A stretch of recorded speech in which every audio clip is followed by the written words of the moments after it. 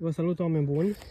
Astăzi vreau să discutăm despre unul dintre soiurile pe care ne le avem la noi în pepinieră și pe care de anul ăsta le vom mulți.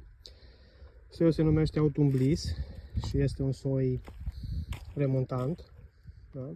Relativ nou la noi în țară. Acum în ultimii ani a apărut și este plantat la, să zic așa, nivel mai mare. Este un soi care fructifică pe lemn de anul 1, dar se poate lăsa și pe lemn de anul 2. Dacă lăsăm pe lemn de anul 2, o să avem fructe începând cu luna iunie, după 15 iunie. Dacă lăsăm doar pe lemnul de anul 1, atunci vom avea fructe începând de acum, după cum am spus. Aici suntem adică astăzi, cam așa se prezintă. Probabil că va fructifica ceva pe sfârșitul lunii august. Nu lăsăm de foarte mult pentru că ne dorim să facem drajonul fruct aici. Și ca să vă faceți o idee despre ce înseamnă soiul ăsta, el fructifică cam așa. Ia uitați, cam așa se prezintă. Este un drajon de 60 de centimetri și cam asta e producția, el fiind plantat în luna martie anul ăsta, așa arată fructul. Da? Anul ăsta vom avea drajon, nu foarte mulți din soiul ăsta.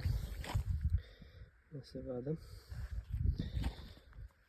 Anul ăsta fiind primul an în care îl marcutăm, nu vom avea mulți drajoni, dar în schimb o să avem din alte soiuri drajoni și cam așa arată fructul. Faceți așa o idee cum arată fructul.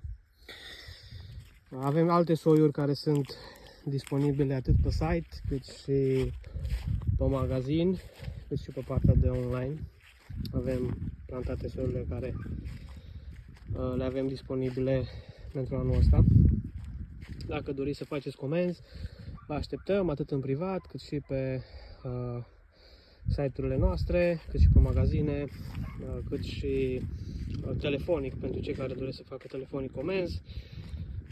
Nu avem într-adevăr multe soiuri deocamdată, dar urmează în perioada următoare să introducem mai multe soiuri la noi în pepinieră pentru a fi înmulțit. Așa că, dragilor, cine dorește, vă așteptăm. Cam atât de aici, de la noi de fermă. Vă doresc spor la treabă la toată lumea și numai bine.